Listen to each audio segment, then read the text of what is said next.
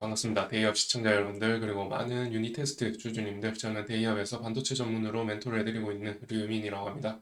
유닛 테스트 관련해서 다시 영상을 촬영하게 되었는데, 유닛 테스트가 이 내부 요인보다는 오히려 이 글로벌 악재가 주요 요인으로 작용해서 어느 정도 주가가 하락하고 있는 모습을 보여주고 있는 것으로 저는 분석하고 그런 점에서 이 영상을 좀 촬영하면서 좀 글로벌적인 악재 관련해서 말씀을 드리고, 또 이 삼성이 하반기부터 이 24년 하반기부터 HBM을 양산하기 시작하죠. 그거 관련해서 또 부차적으로 이 HBM 전체적인 HBM 관련해서 실적 예측 관련해서 좀 더 내용을 다뤄보려고 합니다. 그러면 영상을 끝까지 시청해 주시고 이 영상이 좋으셨다면 좋아요와 구독도 부탁드리겠습니다. 자, 먼저 이 유닛 테스트의 차트를 보면서 시작을 해보겠습니다. 어제 3일 연속으로 음봉을 그리면서 지금 하락하는 모습을 보여줬죠.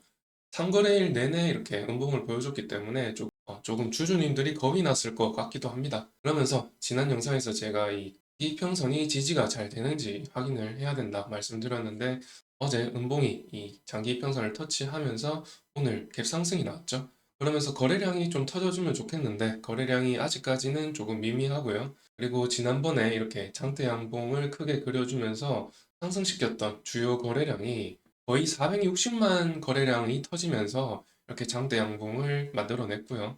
그러면서 3거래일 동안은 거의 100만 거래량이 터지면서 음봉을 그린 겁니다. 여기 장대 양봉 거래량에 비해서 조금 미미한 수준이기 때문에 크게 저는 걱정하지 않고, 오히려 어제 이 장기 이평선이 지지가 되면서 오늘 갭상승 나온 게 좀 유의미하다, 이렇게 저는 분석을 하고 있고요.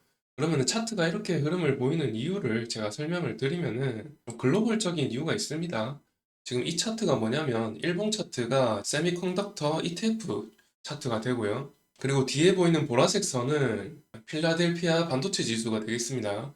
거의 비슷하게 흘러가고 있죠. 거의 비슷하게 흘러가고 있는데, 어제와 오늘 이렇게 양봉을 그려주고, 또 어제 저녁에는 이 갭 상승을 보여주면서 약 3% 정도 올랐던 걸로 기억합니다. 그러면은 이 세미컨덕터 ETF에 어떤 종목이 들어있느냐 보게 되면은 이 엔비디아랑 뭐 TSMC, 그리고 ASML, 뭐 인텔, 뭐 이런 이 글로벌적으로 유수한 기업들이 들어가 있고요. 25개 반도체 기업들이 들어가 있습니다. 그래서 이 주요한 글로벌 반도체의 어떤 지수를 나타내고 있고요. 글로벌적으로 거의 3주 가까이 됐죠. 3주 가까이 음봉을 보여주면서 조정을 보여줬는데, 이게 이유가 이 글로벌적인 반도체 업체들이 다소 이 밸류에이션 고평가가 아닌가, 이런 글로벌적인 의구심을 품으면서 고평가에 대한 조정을 보여줬었고요.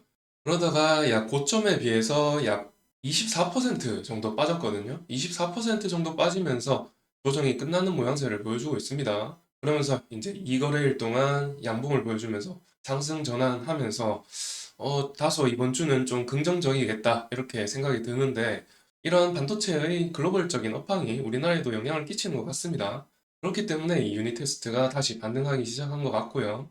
그래서 저는 계속 말씀드리는 게, 유닛 테스트의 아까 주가 차트를 보셨다시피 지금 모양이 거의 비슷하게 조정을 받았고, 이렇게 거의 비슷한 시기에 조정을 보이는 모습을 보였다가 다시 갭상승하면서 상승 전환하는 모습이 지금 글로벌적인 움직임과 비슷하죠.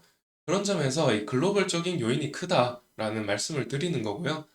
최근에 전쟁 이슈도 있죠. 이 전쟁 이슈도 있었기 때문에 이 유가가 상승하면서 환율도 상승하고 금리도 뭐 인상한다는 얘기가 오히려 나올 정도로 국외 사정이 우리나라 반도체에 별로 좋은 영향을 주는 듯한 흐름은 아닙니다. 그렇기 때문에 이 전반적으로 반도체 업황이 지난 3주 동안 별로 좋지 않았다 말씀을 드릴 수가 있겠고, 이번 주는 그나마 이 기술적 반등이라든지 조정의 끝이라든지 이런 기미가 보인다라고 말씀을 드릴 수가 있겠습니다. 그런데 한 가지 좀 주의를 부탁드리는 게 있습니다.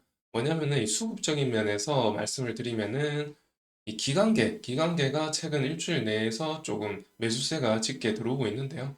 그 기관계 안에 내용을 보게 되면 이 금융투자랑 투신이 이렇게 매수세를 좀 보여주고 있는데, 이 금융투자랑 투신은 기술적인 분석에 의해서 좀 단기 투자 성격이 좀 짙은 두 기관이 되겠는데요. 그런 점에서 이 유닛 테스트에 이 내재적인 가치를 보고 좀 장기 투자, 중장기 투자 성격이 아니기 때문에 그렇게 좀 높은 가격을 보고 이렇게 들어오는 것 같지는 않고요. 지금 N자 반등을 노리고 들어오는 걸로 보입니다. 그리고 이 제가 수급에서 조금 유심히 보는 업체가 있는데요.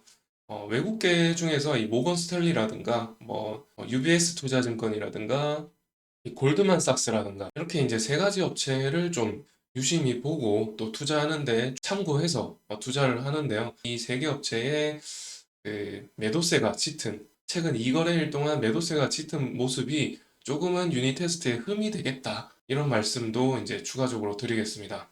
자, 그렇지만은 이제 마지막으로 마무리하면서 말씀을 드리는 건데, 이 유닛 테스트의 어떤 필요성, 이 삼성이 HBM3 이 12단 적층령을 이제 하반기, 이 24년 하반기부터 양산한다고 했는데, 이 수율 문제를 해결하기 위해서 유닛 테스트에 검사 장비가 필요하고, 요즘 뭐 삼성이 검사 장비 관련된 업체에 컨택을 해서 검사 장비를 계속 사들이고 있고, 또 세정 장비도 사들이고 있습니다. 그리고 이 사진은 이 미국의 이 삼성과 하이닉스가 생산 공장을 나타내는 가상도가 되겠는데요.